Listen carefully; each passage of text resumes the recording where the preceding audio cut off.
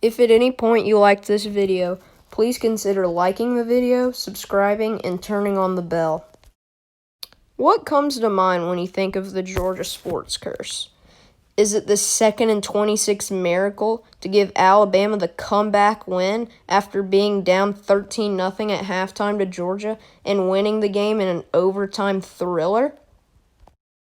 Or is it this, the Patriots winning Super Bowl 51 in dramatic fashion, the first Super Bowl to ever go to overtime?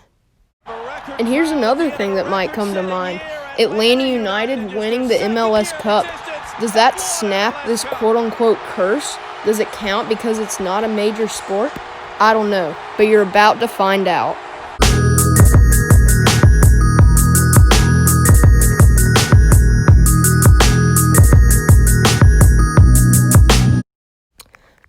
The Georgia sports curse. You either love it or hate it. Now, what is the Georgia sports curse? My definition is a Georgia team choking in a big game.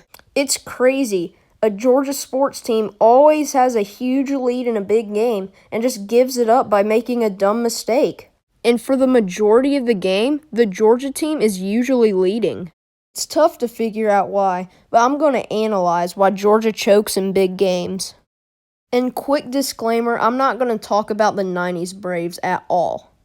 And the first game we're going to be looking at is the 2018 National Championship. In the opening drive, Georgia quarterback Jake Fromm throws a pick, and it looks like it's not his fault. It kind of looks like Javon Wims, the receiver, it looks like his fault. Georgia's offense isn't the only one struggling. Jalen Hurts can't pick up the Alabama offense. After one whole quarter of a defensive battle, we finally get some points on the board. A field goal by kicker Rodrigo Blankenship. And in the first half, Jalen Hurts couldn't get anything going. His line wasn't helping, and he couldn't make a throw to save his life. If he hits the receiver, it's easily a touchdown. Look how much the cornerback got beat. And it also doesn't help that Alabama has a history for bad kicking. I mean, look how much this kicker misses it by. It's awful. My grandmother could kick it better than that. Wide left. Here's another bad throw from Jalen Hurts, even though it wasn't entirely his fault. And here's another thing. The quarterback on the opposing side, Jake Fromm, is rolling. And kicker Rodrigo Blankenship tacks on another 3 points for Georgia. 6-0 Dogs. Georgia's D-line in the half was owning Alabama's offensive line. And just before halftime, from the Wildcat, Mecole Hardman has a 2-yard rushing touchdown to make the score 13-0, and now Georgia has all the momentum in the world. It's 13-0, your offense is picking it up. Bama's offense can't pick it up. How could you lose this? And because of all of this, it looked like the fat lady was going to start singing. Jalen Hurts was doing so bad in the first half that backup quarterback Tua Tagovailoa came in.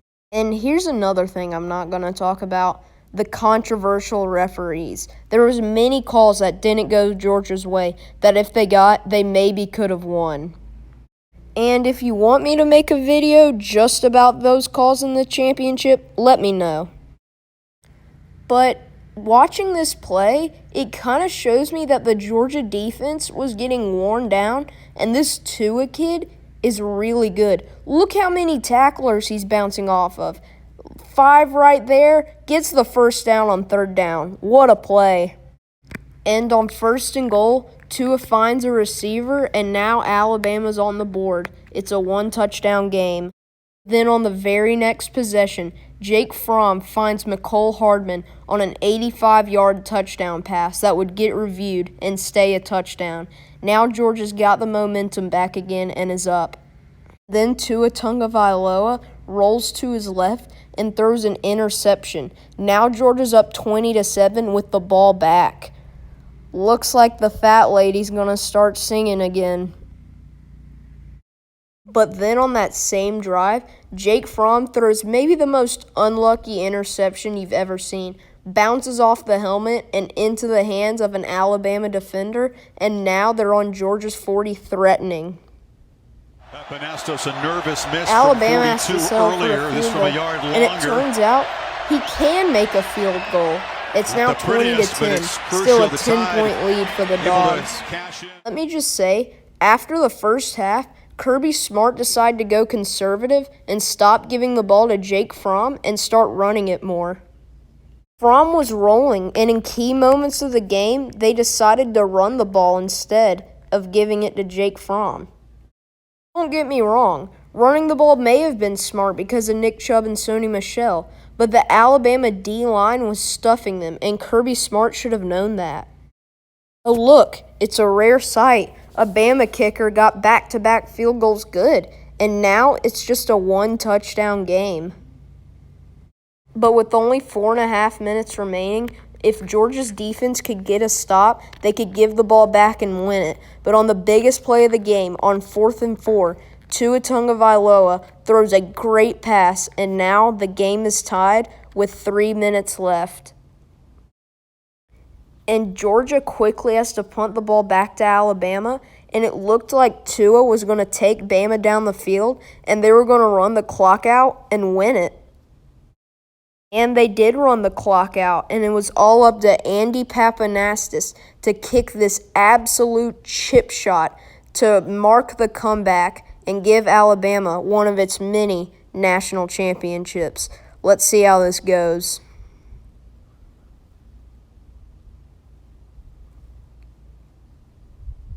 He missed it. We're going to overtime. Georgia fans can't believe it.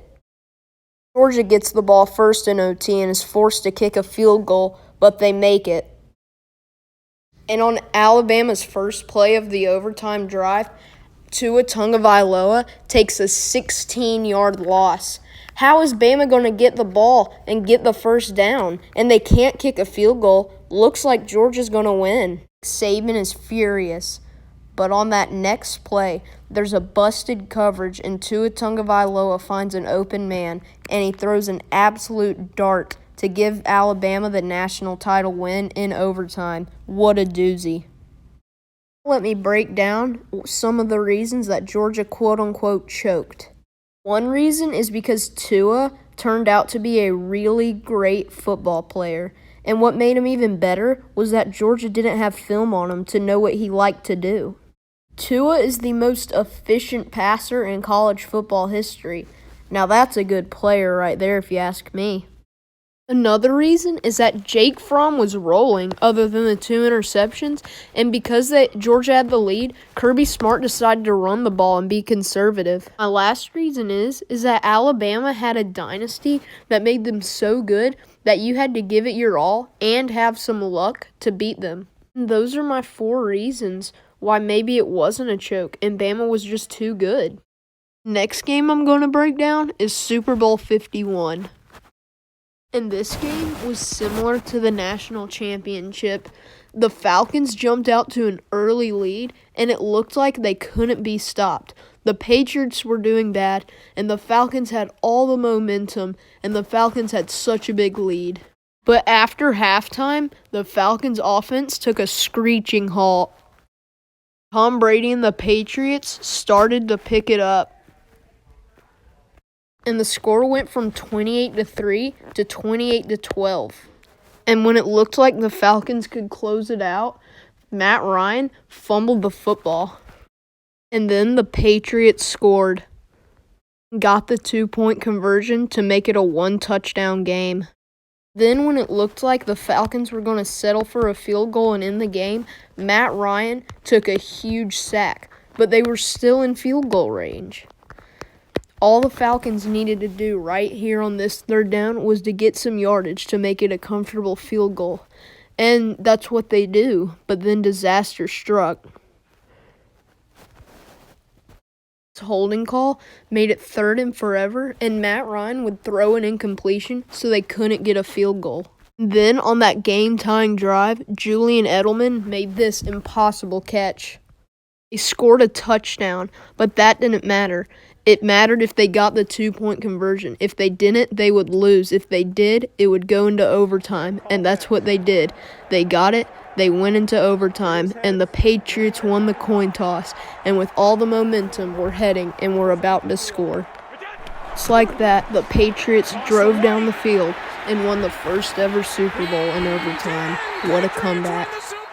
Partially why the Falcons lost is because Tom Brady is the GOAT. He's the type of guy you want in a comeback situation. The reason why they lost is because in the second half, Bill Belichick outcoached Kyle Shanahan and Dan Quinn to the max. Also, the Patriots are like Alabama. It takes everything you've got to beat them, and the Falcons didn't have everything they got. What I mean by that is that the Falcons just got worn down in the second half. I'm going to break down the 2018 SEC Championship game. Just like every other team in every game on here, Georgia jumped out to a big lead. It was similar to the lead that they had in the national championship game that year before. And in the fourth quarter, look what happens. Tua gets hurt. And listen to what the announcer says.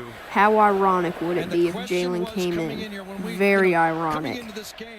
Jalen was hoping to do what Tua did the year before, come back and win, and that's exactly what he did, with this touchdown pass to tie the game. And then on 4th and 11, with the game on the line, Kirby Smart decides to run a fake punt. They just punted. They could have gotten the ball back and drove down the field to win the game. Because of the fake punt, with the tie game, Alabama got great field advantage and set off to score with Jalen Hurts trying to be the hero of the game. And that's exactly what he did. With this 11-yard run, he gave Alabama the lead. I can only think of one reason here why it was a loss, not a quote-unquote choke. And that's because Jalen Hurts came in. Tua was a superstar that year, like he was every year. And we were only focused on Tua coming in, not Jalen. If Tua stayed in the game, Georgia might have won. Last game I'm going to be breaking down is a series between the Braves and Cardinals. First game of the 2019 NLDS, the Braves had the lead, but then the Cardinals took it back and snatched Game 1. Braves won Games 2 and 3 and just needed one more for the series win. In Game 4, the Braves brought in Julio Teheran, one of their worst pitchers, into the game, and he ended up giving up a walk-off sac fly to make there be a Game 5. The series was tied 2-2, and maybe if they brought in a better reliever, the Braves would have won that game and taken the series. Winner-take-all game, in the first inning, the Braves squandered 10 runs, losing it automatically. The Braves would end up losing that game 13-1, and partially it's because Brian Snitker started Mike Foltynewicz, the most inconsistent pitcher ever. And they also lost because the Cardinals have this weird playoff magic. It's crazy. Another reason they lost is because they only started their best pitcher, Mike Soroka, in one game when they could have started him in 2. He had a 2.68 ERA that year, best of any Braves pitcher. Get past the choking and losing stuff and go to a positive note. Does Atlanta United winning the MLS Cup break the quote-unquote curse? Well, you're about to get my opinion on it. Many people thought it did. Oh, Atlanta United winning the MLS Cup doesn't break the curse, and that's for one reason. Reason is that it's not a major sport. If it's not a major sport, it doesn't break it. And in conclusion, I don't think the Georgia sports curse is a real thing. I just think Georgia teams haven't gotten over the hump yet. Once they do, they'll be winning championships left and right. The Braves, with their stacked lineup, will eventually win a World Series. And with all the talent that Kirby Smart's got at Georgia, they'll win a national championship sooner or later. And the Falcons will win a Super Bowl at some time, too. It's gonna happen. And one day the Hawks will win an NBA championship. I'm just kidding. Comment down below if Atlanta United winning the MLS Cup breaks the Georgia sports curse. Roll the credits, get out of my face, and roll the intro.